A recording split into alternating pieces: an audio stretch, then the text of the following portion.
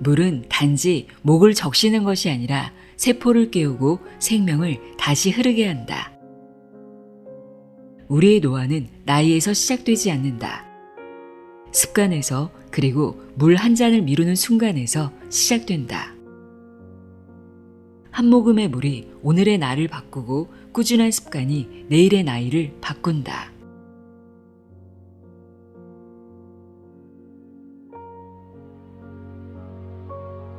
안녕하세요. 나의 소리책갈피 소리내어 읽다입니다. 체중의 단 2%에 해당하는 수분만 손실되어도 혈관의 유연성이 떨어지고 노화의 속도가 빨라진다는 사실 알고 계신가요? 몸에 수분이 부족하면 염증, 기력 저하, 저혈압은 물론 두통과 변비, 집중력 저하까지 찾아온다고 합니다. 수분 부족이 만병의 근원이 될 수 있다는 뜻이죠. 그런데 놀랍게도 한국인의 70% 이상이 이미 만성 탈수 상태로 살아가고 있다고 합니다. 오늘은 수분 섭취와 같은 기본 중의 기본이 우리의 건강을 좌우하고 노화를 결정한다고 이야기하는 책입니다. 세계적인 수면 전문의이자 건강 루틴 전문가 마이클 브루스의 노화는 나이가 아니라 습관이 결정한다입니다. 이 책은 건강과 노화를 결정짓는 가장 기본적인 세 가지 수면, 수분, 호흡의 중요성에 대해 설명하고 있는데요. 오늘은 그 중에서도 수분 섭취에 관한 내용을 전해드리려고 합니다. 우리는 늘 건강을 위해 운동, 영양제, 새로운 습관을 찾지만 정작 매일 하는 물 마시기와 같은 가장 기본적인 습관을 제대로 하고 있지 않은 경우가 많습니다. 저자는 대부분의 사람들이 만성 탈수 상태로 살아가고 있다고 지적합니다. 그는 25년간의 임상 경험을 통해 밝혔습니다. 수분이 부족하면 혈액순환이 느려지고 뇌의 피로가 높아지며 세포의 회복 속도 자체가 떨어진다고요.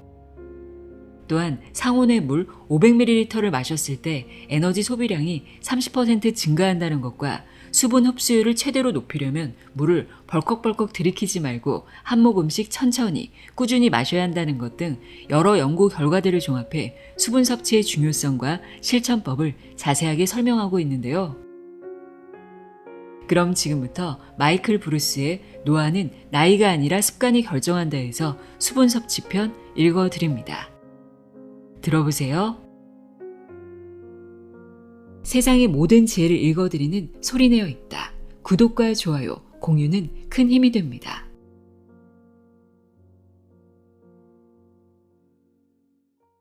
수분 섭취에 관한 진실. 주방에서 쓰는 스펀지 수세미를 떠올려 보라. 스펀지를 물에 적시면 스펀지는 물을 흡수한다. 손으로 물을 꾹 짜내도 한동안은 스펀지 내부에 물기가 남는다. 반면 아침에 식사를 준비하러 주방에 가면 밤새 물기가 증발해서 스펀지가 완전히 말라 있다. 물기가 마른 스펀지는 물로 인해 불어났던 부피가 줄어들어 크기도 작아진다. 수분이 증발한 만큼 스펀지도 쪼그라드는 것이다. 완전히 마른 스펀지는 사실상 거의 쓸모가 없다. 바짝 마른 스펀지로 접시를 닦으면 여기저기 기름기가 얼룩져서 도리어 엉망이 될 뿐이다. 다시 쓸모있는 촉촉한 스펀지를 만들려면 스펀지를 물에 적시기만 하면 된다. 처음에는 마른 스펀지가 수분을 흡수하지 못하고 튕겨내 물이 대부분 그대로 흘러버릴 것이다. 하지만 충분히 많이 적시면 스펀지는 포화 상태에 이를 때까지 수분을 한 방 머금는다. 그러다 더는 수분을 머금을 수 없는 지경에 다다르면 물은 또다시 흡수되지 못하고 흘러내린다. 우리 몸은 살과 피로 이루어진 주방 스펀지와 같다. 수분이 넉넉하면 탱탱해지고 정상적으로 기능하는 반면 수분이 부족하면 마르고 쭈글쭈글해지며 제 기능을 하지 못한다. 수분 공급이 부족하면 신체는 반쯤만 제대로 작동하고 수분을 지나치게 많이 공급하면 신체는 과잉 공급된 수분을 그대로 배출해버린다. 인체의 수분 공급 원리는 이토록 간단하면서도 한편으로는 매우 복잡하다. 곧 알게 될 테지만 수분이 공급되는 생물학적 과정과 인체가 살과 피로 이루어진 스펀지를 촉촉하게 유지하는 메커니즘은 인간의 신체에 탑재된 가장 놀라운 시스템 중 하나다. 수분 섭취는 왜 그리도 중요할까? 사람에게 물이 필요한 이유는 우리가 물로 이루어졌기 때문이다. 인체는 60%가 수분이다. 혈액과 림프는 각각 80%, 96%가 수분이며 근육도 무려 76%가 수분으로 이루어져 있다. 뇌와 심장은 75%가 수분이다. 몸에서 수분이 가장 적은 부위인 골격조차 22%가 수분이다. 연골은 80%가 수분이다. 심지어 지방도 10에서 30%는 수분으로 이루어져 있다. 만약 뼈와 뼈 사이에 물로 채워진 연골 쿠션이 없었다면 뼈가 서로 마찰하면서 갈려나가서 극심한 통증을 일으켰을 것이다. 또 피부세포와 세포 사이에 수분이 충분치 않았다면 우리는 땀을 흘리지 못한 탓에 신체가 과열되어 실신했을 것이다. 수분은 혈액량을 유지함으로써 혈액이 심혈관계를 통해 세포에 포도당, 단백질, 산소를 전달할 수 있을 만큼 충분한 강도로 흐르게 한다. 수분이 부족해 진득해진 혈액은 혈관을 타고 느릿느릿 흐름으로 장기와 조직에 영양분을 제대로 공급하지 못한다. 혈류를 혈류라고 부르는 데는 그만한 이유가 있다. 혈액은 맑은 개울물처럼 원활하게 흘러야 하기 때문이다. 심장은 근육보다 수분이 더 많으며 신체의 모든 세포가 영양을 보충하고 회복하는 데 필요한 혈액을 뿜어낸다. 탈수 상태가 되면 심장은 위축되고 힘이 약해지며 무엇보다 걸쭉해진 혈액을 내보내느라 애를 먹는다. 소화기관은 물을 이용해 음식물을 단백질, 지방, 탄수화물, 비타민, 미네랄 분자로 분해하고 분해된 영양분은 스펀지 같은 소장으로 흡수되어 혈류로 이동한다. 결장벽은 끈끈한 점액으로 촉촉하게 유지되어야 한다. 그래야 대변이 미끄러지듯 장을 빠져나가 몸 밖으로 배출될 수 있다.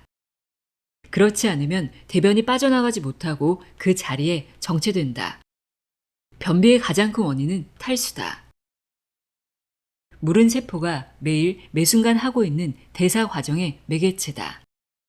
당을 에너지로 전환하는 등의 모든 화학적 변화는 진공 상태나 건조한 땅에서 일어나는 것이 아니라 물속에서 일어난다. 뇌척수액은 뇌와 척수로 이루어진 중추신경계에 영양분을 공급해 중추신경계가 신체의 모든 생명 유지 기능을 조절하게 만든다. 글림프 시스템의 일부인 뇌척수액은 밤마다 뇌에서 독소와 세포 노폐물을 청소한다. 탈수로 인해 글림프 시스템이 정체되면 해독 작용에 지장이 생기므로 세포 노폐물이 체내에 쌓여 염증과 질병을 일으킨다.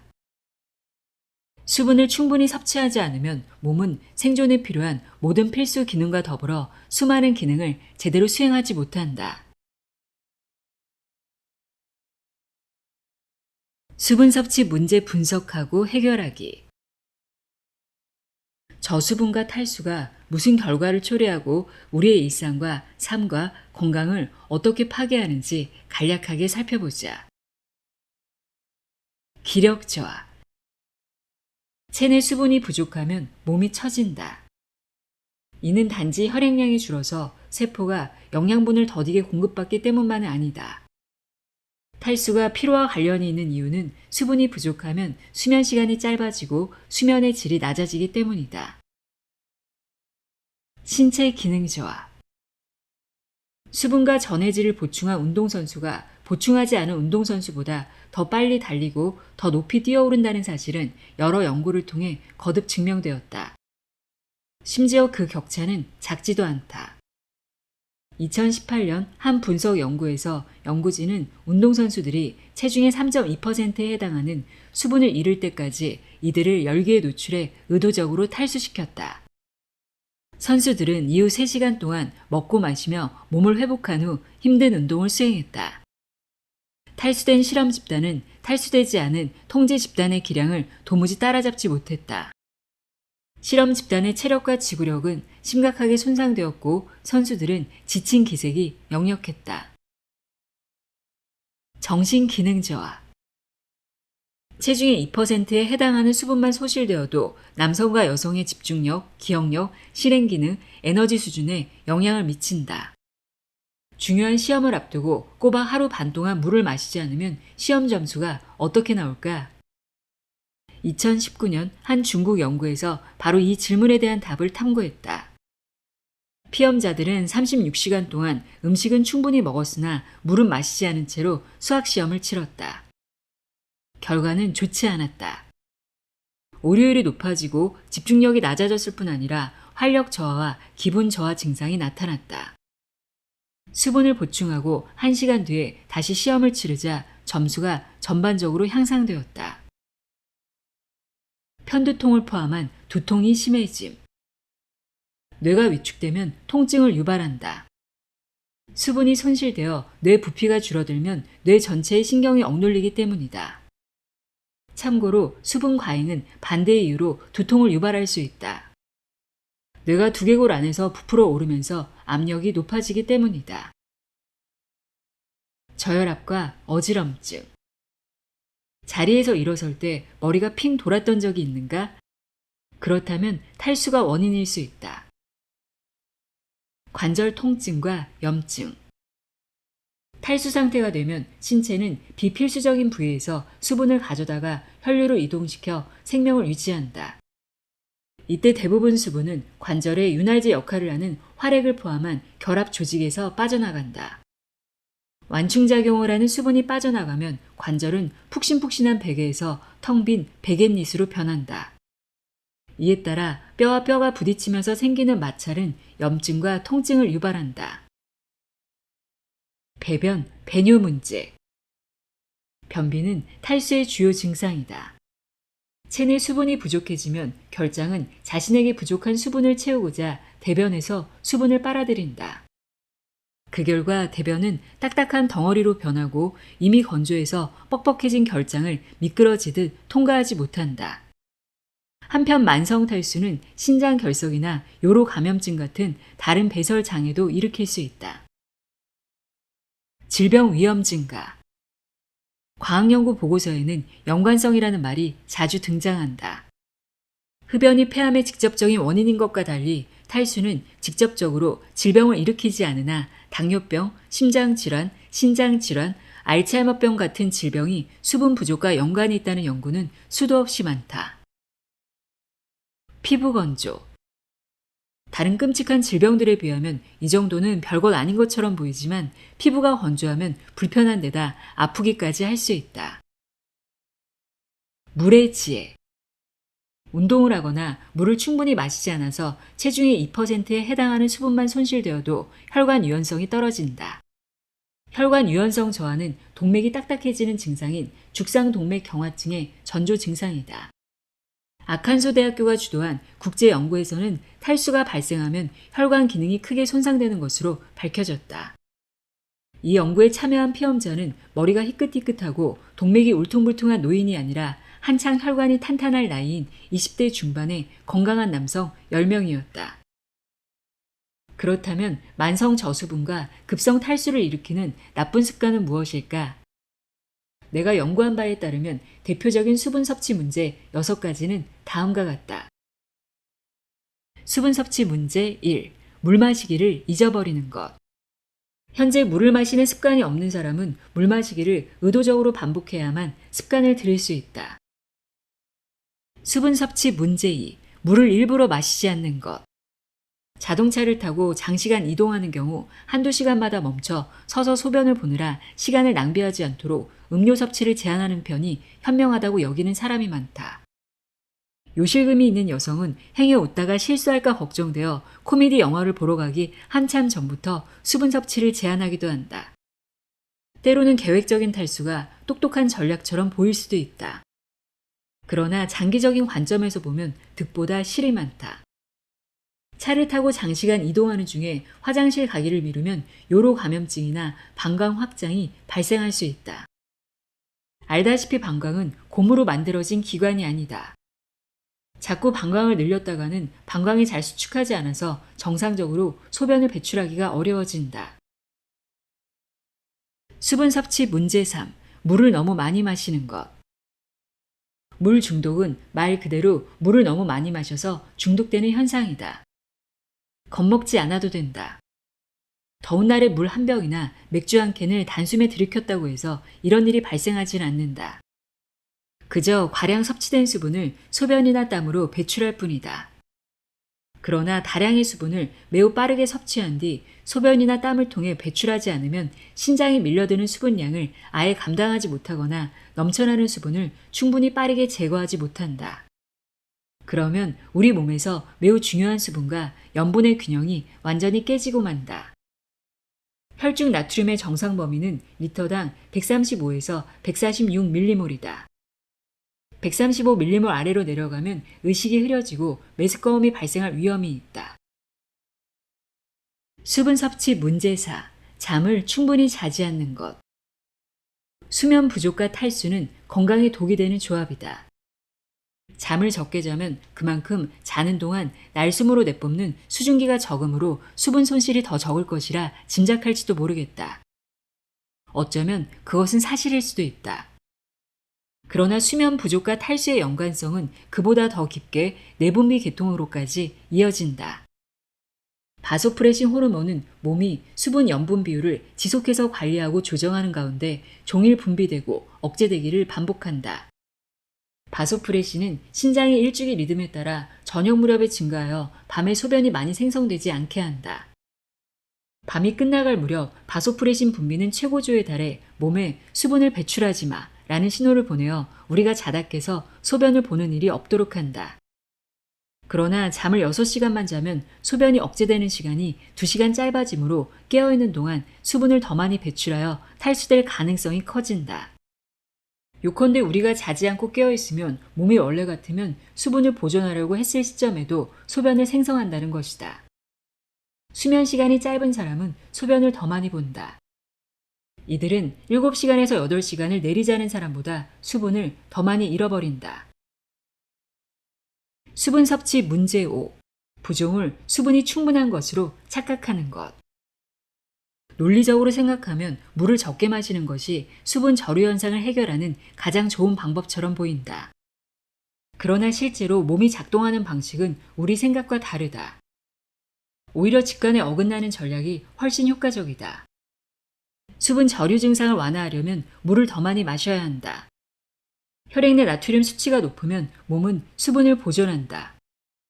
반대로 나트륨 수치가 낮아지면 수분을 배출한다. 몸은 언제나 수분과 염분의 비율을 적절하게 유지하려 애쓴다. 나트륨 수치를 낮추어 수분을 배출하는 하나의 방법은 수분 섭취량을 늘리는 것이다. 혹은 바나나, 아보카도, 시금치, 고구마, 복숭아 등 칼륨이 풍부한 음식을 먹는 방법도 있다. 나트륨과 칼륨은 서로 시소 반대편에 앉아있는 성분이라 할 수 있다. 한쪽을 늘리면 다른 한쪽은 줄어든다. 수분 섭취 문제 6. 정수하지 않은 수돗물을 마시는 것. 물이라고 해서 다 똑같은 것이 아니다. 수돗물은 곰팡이, 살충제, 의약품, 중금속, 염소 같은 화학물질로 오염되었을 가능성이 있으며 특히 염소는 대장암 발병 위험 증가와 관련이 있다. 무시무시한 물의 지혜. 우리는 우리가 마시는 물에 무엇이 들었는지 알아야 할 뿐 아니라 물을 마실 때 사용하는 용기에도 주의를 기울여야 한다. 몇 년 전 환경과 인체에 유입되는 미세 플라스틱의 위험성을 둘러싸고 경각심이 커졌다. 미세 플라스틱보다 작은 나노 플라스틱은 훨씬 더 은밀하게 영향을 미친다. 2024년 한 연구에 따르면 1리터 크기의 플라스틱병 하나에는 나노 플라스틱 입자가 24만 개 들어있으며 이는 물병에 든 모든 플라스틱 입자의 90%를 차지한다. 작디 작은 나노 플라스틱 분자는 비교적 큰 미세 플라스틱보다 더 위험하다. 나노 플라스틱은 이론상으로 혈류, 간, 뇌에 침투할 수 있을 만큼 입자가 작기 때문이다. 아직은 나노 플라스틱이 인체에 미치는 악영향이 어느 정도인지 파악하기 어렵다. 그러니 제대로 밝혀지기 전까지는 되도록 플라스틱 용기에 든 음료나 음식을 섭취하지 말자. 수분 섭취 최적화 전략. 수분이 부족하지도 지나치지도 않게 공급된 몸은 건강이 샘솟는 원천이다. 수분 섭취 도미노를 쓰러뜨리면 다음과 같은 혜택이 우리 삶에 흘러들 것이다. 소화력 상승. 체내에 수분이 넉넉하면 결장은 굳이 대변에서 수분을 빨아들이지 않아도 된다. 수분을 잃지 않으면 대변은 부드럽게 유지되므로 장을 타고 미끄러지듯 쉽게 이동할 수 있다. 수분 섭취가 소화 과정에 도움을 주는 측면은 비단 이뿐만이 아니다. 결장은 장 연관점막 조직 두 겹으로 덮여 있다. 이 점액은 결장벽과 대변 사이에 미끈미끈한 장벽을 형성하여 장이 손상되지 않도록 보호한다. 장 연관점막 조직은 또 소화, 면역, 호르몬 생성에 도움을 주는 수조개의 세균, 곰팡이, 바이러스로 이루어진 장내 세계인 미생물군 유전체의 본거지이기도 하다. 다시 수분 섭취에 관한 내용으로 돌아가자면 장 점액층은 98%가 물로 이루어져 있으며 우리 몸은 하루에 1에서 1.5리터의 점액을 생성한다. 이것은 손실된 수분을 보충하지 않고서는 불가능한 일이다. 수분을 필요량만큼 충분히 섭취하고 섬유질과 수분이 풍부한 과일과 채소를 먹어야 결장이 이토록 중요한 장 연관 점막 조직을 잘 유지할 수 있다. 산속 샘이나 빙하 같은 천연 수원에서 채취한 광천수를 마시면 배변 활동을 한층 더 촉진할 수 있다. 최근 독일 연구진은 기능성 변비 환자 106명을 두 집단으로 나누어 실험했다. 한 집단에게는 6주간 나트륨, 마그네슘, 칼슘, 황산염, 탄산수소 함량이 높은 천연 광천수를 하루 최대 500ml씩 마시게 하고 다른 집단에게는 미네랄 함량이 낮은 물을 같은 양으로 마시게 했다. 연구를 진행하는 동안 두 집단은 배변의 빈도, 용이성, 일관성과 더불어 전반적인 행복감을 기록했다. 그 결과 미네랄이 풍부한 물을 마신 집단은 배변 활동이 자연스럽고 수월하게 이루어지는 비율 및 대변의 일관성이 대조군과 비교해 눈에 띄게 증가했다. 실험 집단은 또 광천수를 마신 지 불과 6주 만에 삶의 질이 높아졌다고 보고했다. 마시는 물을 바꾸는 이 작은 변화 하나만으로 참가자들은 전보다 훨씬 더 행복해졌다. 수명 연장. 수분을 잘 섭취하면 배변 활동이 원활해질 뿐 아니라 이러한 원활한 배변 활동을 더 오래도록 즐길 수 있다. 2022년 한 연구에서 중국 과학자들은 성인 미국인 35,463명의 식습관을 15년에 걸쳐 기록한 자료를 분석하여 수분 섭취와 장수의 연관성을 발견했다. 충분한 수분 섭취는 암과 심장 질환으로 인한 사망 위험 감소와 상관관계를 보였다. 간단히 말해 미국에서는 물을 더 많이 마시면 심각한 질병에 걸려 끔찍한 죽음을 맞이할 확률이 줄어든다는 사실이 입증되었다는 뜻이다. 건강 수명 연장. 오래 살면 마냥 좋을 것 같지만 그것은 그 오랜 세월을 즐길 수 있을 만큼 몸이 건강할 때의 이야기다. 2022년 미국 국립보건원은 연구 시작 시점에 45에서 66세, 종료 시점에 70에서 90세였던 성인 약 11,000명을 조사한 25년치 자료를 분석했다. 분석 결과 수분을 충분히 섭취한 피험자는 수분을 덜 섭취한 피험자와 비교해 나이를 먹어서도 더 건강했다. 연구진은 두 가지 핵심 요소, 수분 섭취 습관을 보여주는 혈청 나트륨 수치 및 실제 나이와 생물학적 나이의 격차에 주목했다. 혈청 나트륨 수치가 정상 범위인 리터당 135에서 146밀리몰을 벗어나는 피험자는 없었다. 그러나 그중 혈청 나트륨 수치가 비교적 높아 리터당 144밀리몰인 피험자는 신부전, 뇌졸중, 당뇨병, 폐질환, 치매 등 치명적인 질병에 걸릴 위험이 더 컸고 모든 원인으로 인한 사망 위험도 21% 높았다. 혈청 나트륨 수치가 142밀리몰인 피험자는 혈청 나트륨 수치가 더 낮은 피험자와 비교해 실제 나이보다 생물학적 나이가 많을 확률이 50% 높았다. 이 연구의 저자이자 국립심장, 폐, 혈액연구소의 심혈관 재생의학연구실 소속 연구원인 나탈리아 드미트리에바 박사는 이번 연구 결과는 수분을 충분히 섭취할 시 노화를 늦추고 질병 없이 건강하게 사는 기간을 연장할 수 있음을 시사합니다. 라고 국립보건원에 전했다. 물을 잘 마신 피험자들이 나이가 들어서도 활력이 넘치고 질병에 걸리지 않은 이유가 단지 수분 섭취 때문만은 아닐 수도 있다. 연구진은 물을 성실하게 챙겨 마시는 사람들이 수분 섭취뿐 아니라 삶 전반에 걸쳐 더 현명한 선택을 내렸고 그 결과 젊음과 건강을 오래 유지할 수 있었다고 해석했다. 내가 이제껏 줄곧 이야기했듯이 수분 섭취라는 도미노 하나를 넘어뜨리고 나면 다른 좋은 습관들도 자연스럽게 따라올 것이다. 체중 감량. 물을 아주 많이 마시면 위가 배부르다는 착각을 일으켜 식욕이 줄어든다는 근거 없는 믿음은 빨리 사라졌으면 좋겠다. 수분은 섭취한 지 약 10분 만에 위를 빠져나간다. 수분이 위를 거쳐 소장으로 빠져나가고 나면 위는 이제 포만감을 느끼지 못하고 다시 투덜거리기 시작한다. 물로 배 채우기는 배고픔을 잠깐 늦출 뿐이다. 물론 식사와 식사 사이에 배고파지면 당분이 높은 간식을 먹기보다는 물을 마시는 편이 좋다.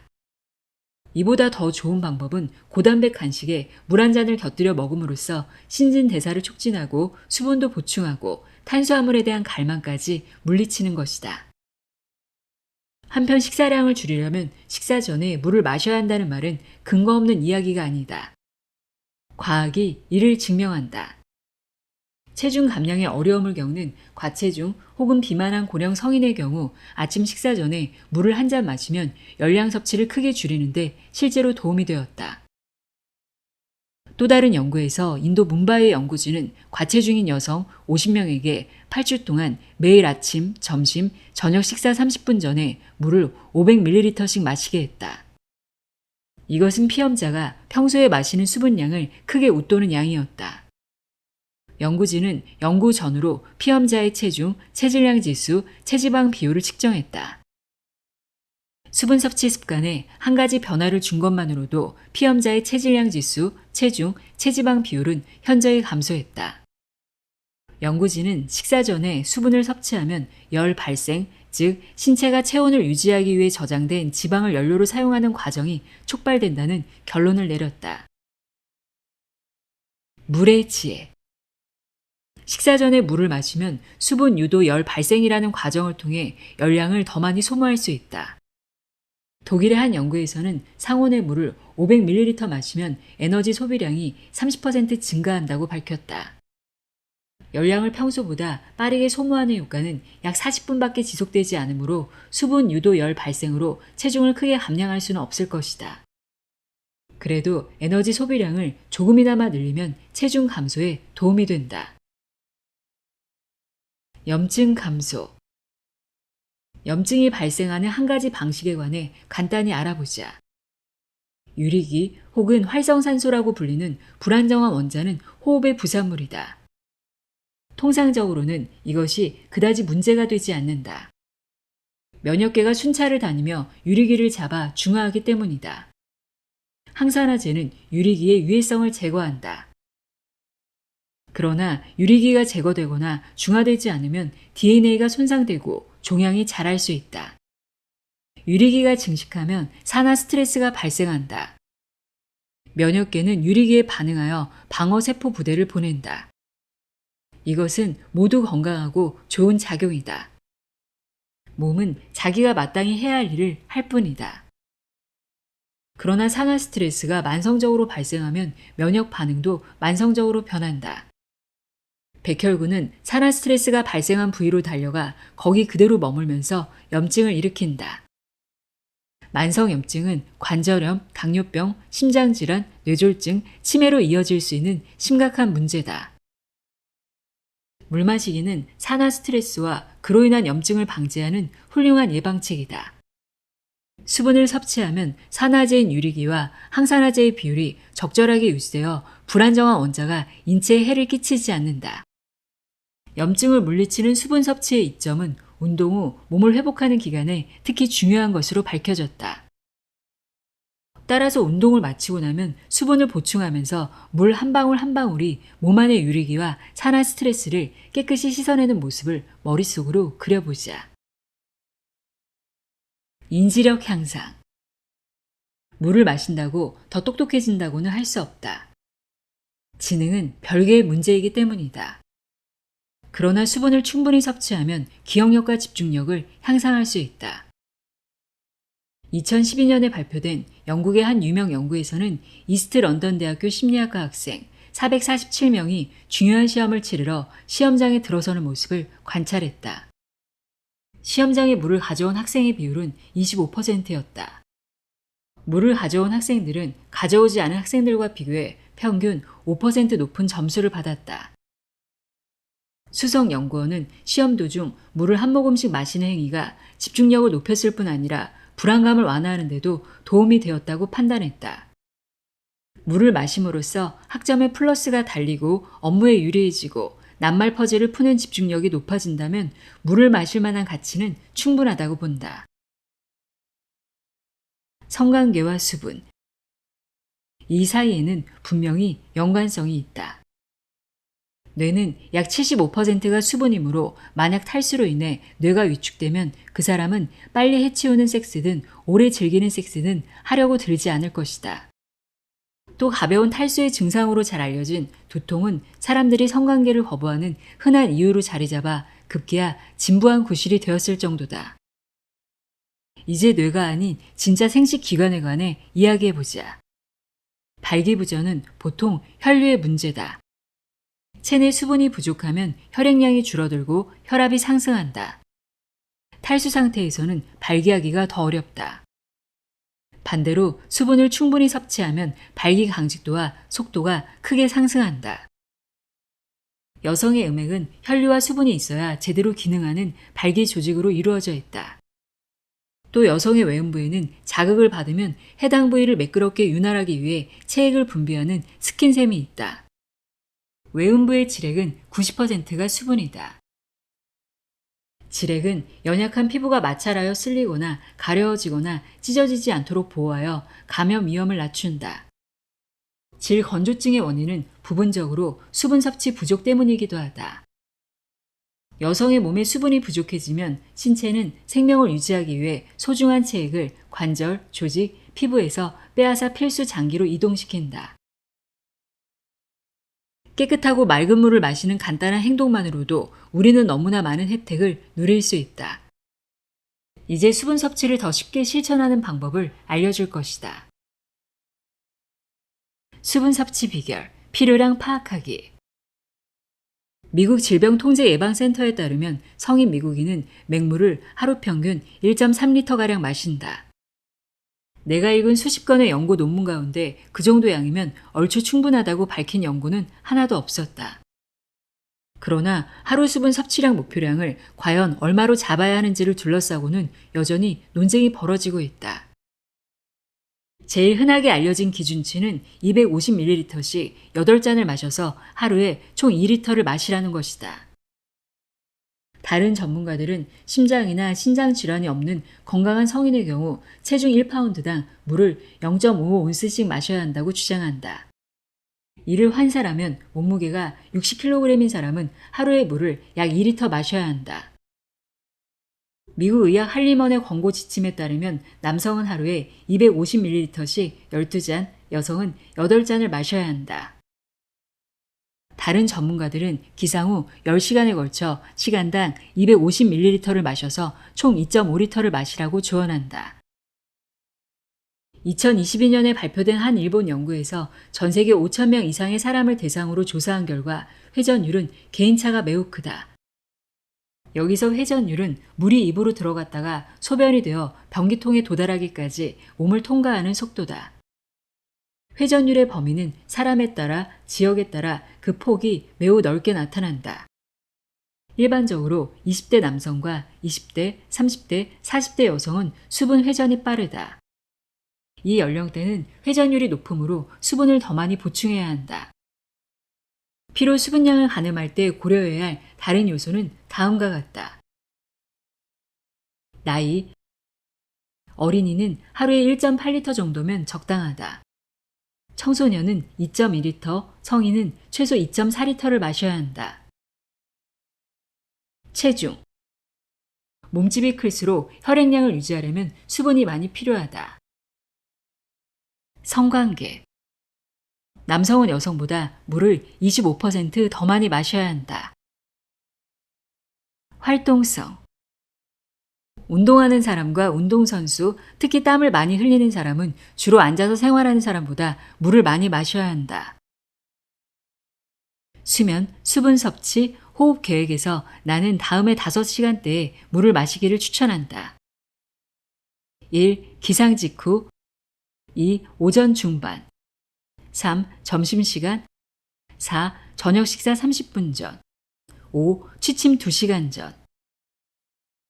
물 마시기를 자꾸 깜빡하는 사람은 대체 어떻게 해야 이 5시간대에 잊지 않고 물을 챙겨 마실 수 있을지 궁금할 것이다. 휴대전화나 시계에 알람을 설정해 두는 것도 좋다. 하지만 그보다 더 좋은 방법은 물 마시기를 습관화하는 것이다.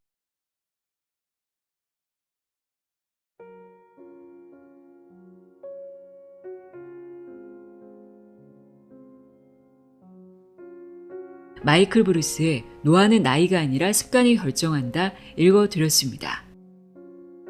젊음을 지키는 비결은 거창한 노력이나 비싼 보충제가 아니라 지금 내 앞에 한 잔의 물일지도 모릅니다. 적당한 수분 섭취와 천천히 물 마시는 습관 잊지 마세요. 오늘도 함께해 주셔서 고맙습니다.